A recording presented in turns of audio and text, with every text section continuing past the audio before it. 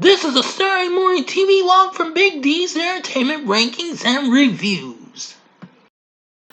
Welcome to another Saturday Morning TVLog, and this time around it's the Harlem Globetrotters, brought to us by Hanna-Barbera.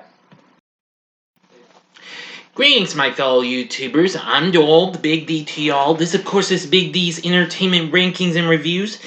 So today's Saturday Morning TV-Log is the Harlem Globetrotters, originally produced by Hanna-Barbera along with CBS Productions.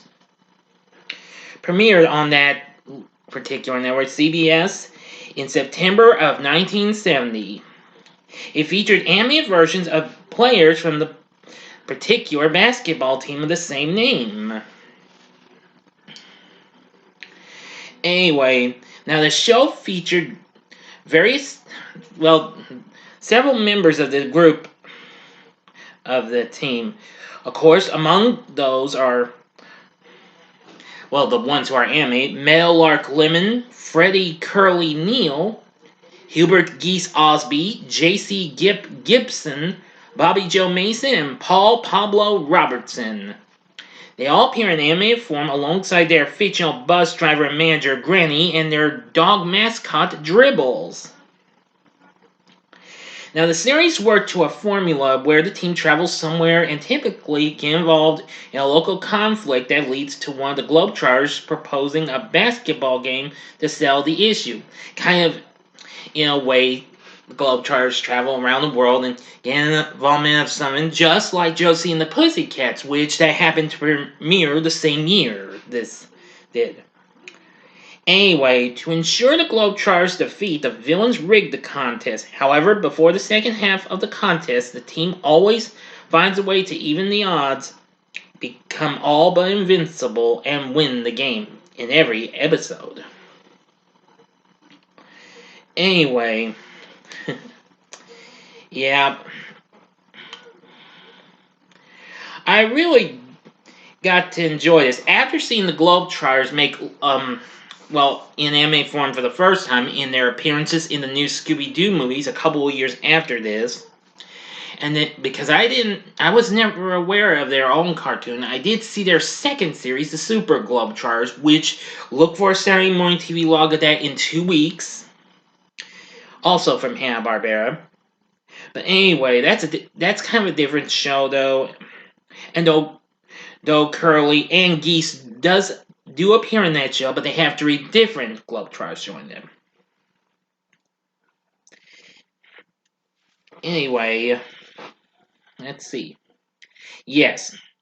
Now, after a total of 22 episodes were produced and aired, because the show ran for 2 seasons overall, 16 were produced for the first season and 6 more for the second season in 1971. This show has a place in history as being the first Saturday morning cartoon to feature a predominantly African American cast, just before we even got the Jackson 5 or Fat Albert. Now, although Filmation's The Hardy Boys cartoon, which came out the previous year, was the first tune to feature an African American character. And of course, Josie and the Pussycats, which we had Val on the show.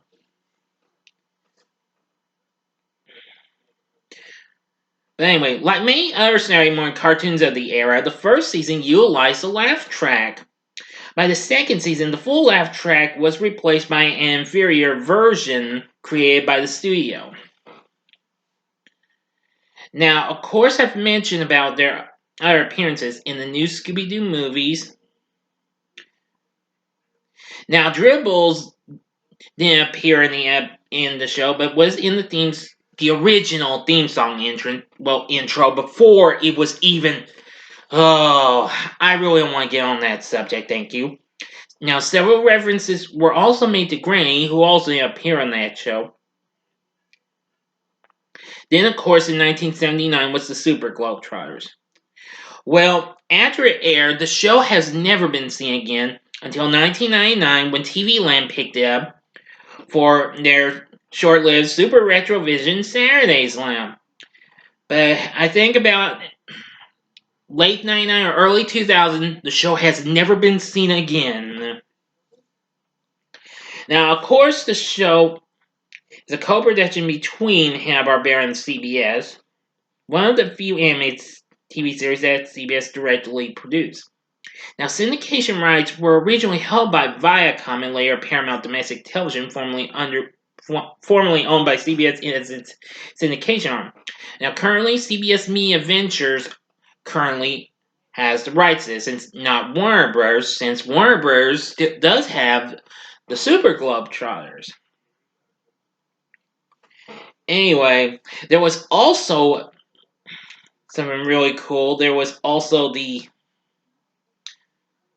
soundtrack as well, released the same year on Kirshner Records, who recently worked on the Archies albums, which of course RCA distributed those. It was called The Globetrotters, and it featured tunes heard in episodes of the series. Now, of course, Kirshner served as music supervisor for both the series and the record. 2 singles were generated from this one-time release: a cover of the Neil Sedaka tune, Rainy Day Bells, with former Cadillac J.R. Bailey on lead vocals, followed by 3 non-album singles. Now, of course, Sedaka actually did write one of the songs, and was Meadowlark, which you do get to hear in maybe, I think, 2 or 3 episodes. And it's been years since I last saw this show. But anyway, yeah. Which I think that was really cool. Now, actually, Globetrotter frontman Meadowlark Lemon was the only member of the team to be actually involved with the project, and occasional background vocals to some of the tracks. But anyway, yeah. Let's see here. Yeah.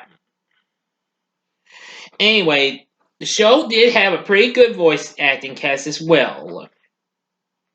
Voicing Meadowlark Lemon is Scatman Crothers, who also had done the same year this came out, had done Scat Cat in Disney's The Aristocats. He'd also go on to voice Hanna-Barbera's Hong Kong Phooey, and also Jazz in the original Transformers cartoon as well. He'd also go on to voice Nate Branch in the Super Globetrotters. Stu Gilliam voices Curly in this, Curly Neal. Johnny Williams voices Geese Osby. Next, we have Richard Elkins voicing Gip Gibson. Eddie Rochester Anderson voicing Bobby Joe. And Robert Doki as Pablo. And Nancy Whipple doing the voice of Granny.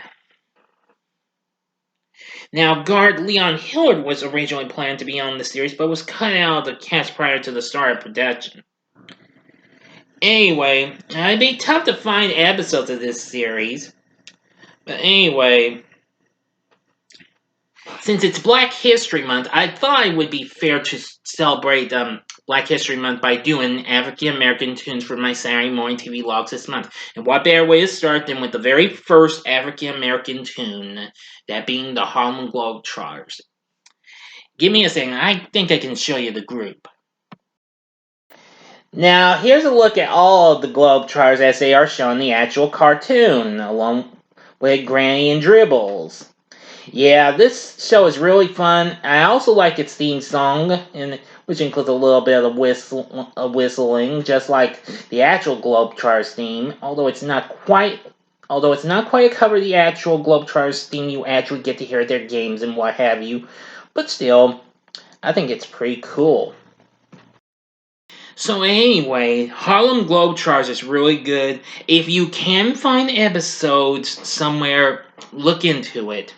I can't guarantee you can find them on YouTube, though. Because I can't guarantee if CBS or Viacom's blocked, if some episodes are up or not, as long as CBS hasn't blocked them or anything. But you don't have to, but that's just from my point of view. I'm not entirely sure. I can give myself a look at it just to be on the safe side. Well, yeah, it looks like there might be maybe one maybe there might be one episode, but I can't guarantee you that though. But anyway, you can probably find these on other cartoon sites and what have you. So just to be on the safe side, just look up the show and what have you on a search engine, and you should be able to find it. But I think they do have I do think you can find the intro for the show on YouTube if you want to see that. So now you know about the Harlem Globetrotters tune. Now again, I will talk about the Super Globetrotters tune in 2 weeks from now.